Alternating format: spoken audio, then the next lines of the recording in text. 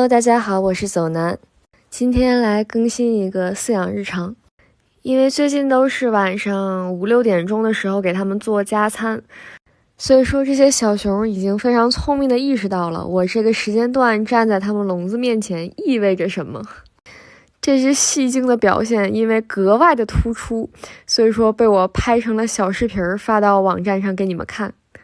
我现在手里拿着这个加餐的碗，所以说它这个鼻子一耸一耸的，应该是闻到了味道。不知道你们家里有没有人养猫啊？就我家的猫每天吃饭之前就格外的黏糊，就跟我喵喵喵喵的要食儿。我觉得这个熊如果它会喵喵叫的话，它应该已经喵出来了。现在怎么办？它越是这个样子，我就越是不想给它呢，就很想看看它可以坚持多久。不过有一说一，它的那个镜头感是真的棒，超级上相，特别适合拍照。比较可惜就是我爬缸上面没有装灯，不然拍出来效果会更好看一点。你们有没有觉得它在撒娇啊？就是那种啊，borrow you， 快给我吧，快给我吃的吧。来看看今天我们准备的料理是什么呢？是羊奶泡的谷物片。这个红红绿绿的不是色素，是大麦若叶和火龙果的颜色。这个麦片我尝过，确实是无添加的那种。还放了一点菜心和冻干的面包虫。因为泡了这个浓度比较高的羊奶，所以这个特别的香。就我拌的时候都饿了。面包虫使我冷静。这窝是刚刚分完性别的弟弟。这波小公熊不太多，所以说看起来就很少几只。这2天我拍喂辅食的日常，拍了得有40多分钟的，就是你放到软件里都觉得剪不过来。不知道你们还想不想看就是这种喂食视频啊？如果想看的话，可以在留言里告诉我，然后我就再剪一期出来。我个人就特别喜欢把羊奶拌到各种各样的辅食里面，这样我就不用刷奶瓶，特别的省事儿。喂辅食的话一定要定时定量，千万不要全天提供，不然的话这个小熊很可能就不吃主粮了，容易养成挑食的坏习惯。他们这个排坐吃果果的样子像不像小饭桌？再过个1周就要每只都分开了，就不能在一起吃饭了，就很伤感。最后给你们看一个特别神奇的东西，就是我抓拍到的。你们知道这个熊的舌头有多长吗？其实在今天以前我也不知道，但是直到我看见了这个。Oh my god， 这是什么克系触手怪？那这期视频就到这里啦，如果你喜欢的话，记得一键3连推荐一下哦。我是走南，我们下期见喽，拜拜。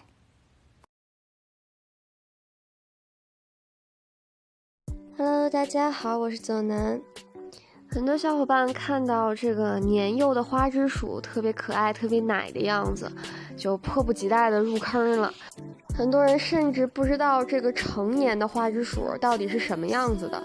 所以今天做一期视频，让你们深度围观一下这个成年的花枝，至少要去看一下它这个体格、性格、长相，你能不能去接受，再考虑要不要去购买一只小花枝。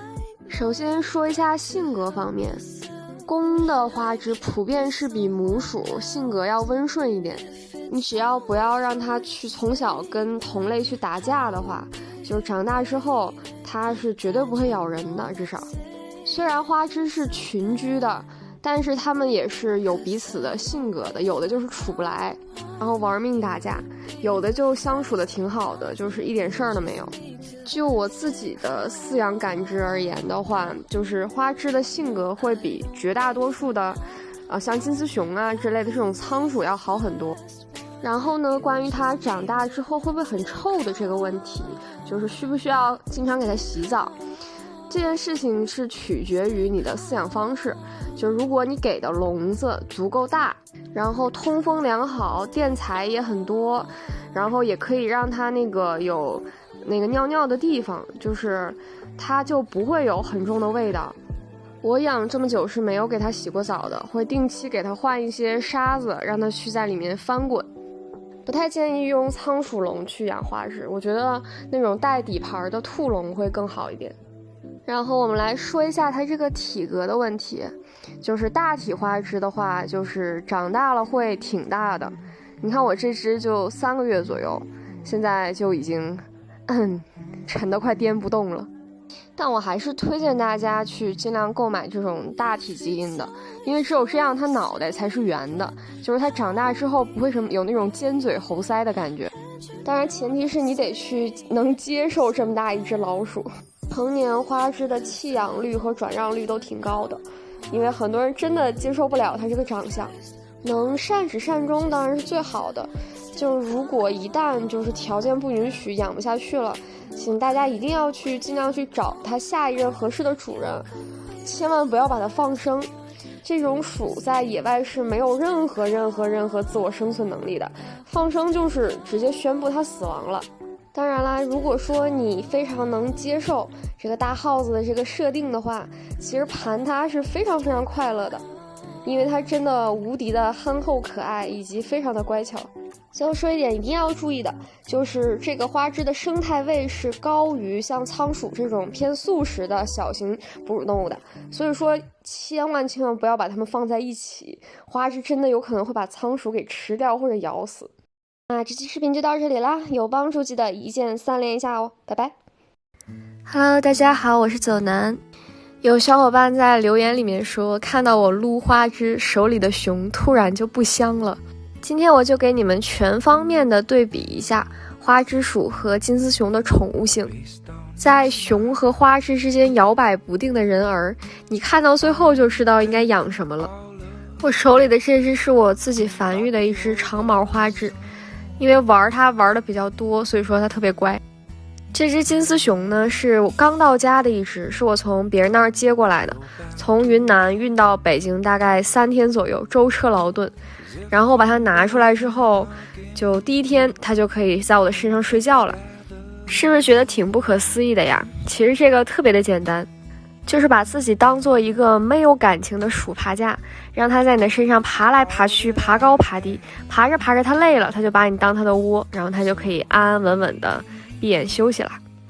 这种办法呢，其实要比上手去抓会温和的很多，但是新手的话不建议尝试，还是最好就是让这个熊安安静静的放在笼子里面静养几天，然后再用这个办法的话，熊就会飞快的熟悉起你的味道。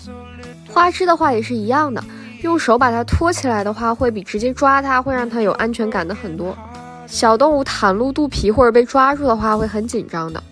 这只小熊一旦自己上蹿下跳折腾累了，就会非常乖巧的任你抓弄。我身上的味道对它来说就是环境和垫料的味道，一旦接受了这个设定，它就会表现得很放松，这个时候你就可以非常友善的跟它互动啦。所以说呢，仅仅从上手撸鼠这个结果来看的话，花枝跟熊没有特别大的差异，只用投入一点点的精力跟时间，愉快的抓弄它们就变成了水到渠成的事情。那么花枝跟金丝熊的宠物性差异具体体现在什么地方呢？我的感觉是体现在这个社会属性上和智商的上限上。花枝是很社会化的群居动物，这种生物特性决定了它们会和同伴发生很多交互以及合作，这一点跟狗可能会比较相似。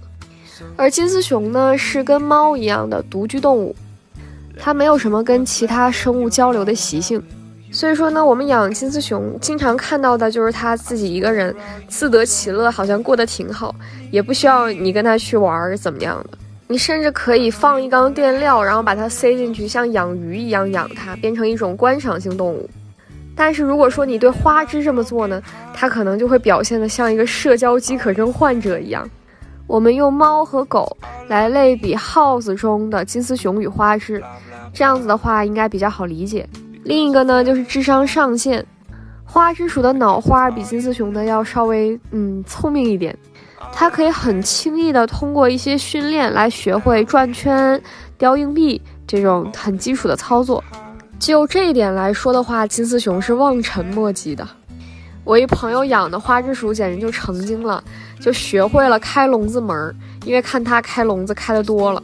本来他觉得没什么事儿啊，无伤大雅，还挺好玩的，还跟我们炫耀说他的花枝可聪明了，因为他没有养猫狗嘛，并且说那个花枝鼠那么大一坨好几斤，就是放到地上它跑也不会藏到看不见，所以能抓住。但是 but however， 有一天他的花枝鼠学会了开金丝熊的门，然后我的朋友他就没有熊了，因为花枝鼠的食物链层级是高于金丝熊的，所以说既养花枝又养熊的朋友一定要看好笼子门，千万要做好保护措施。这个视频看到这里，花枝跟熊，你到底想选哪一个呢？请把你的选择打在弹幕里哦。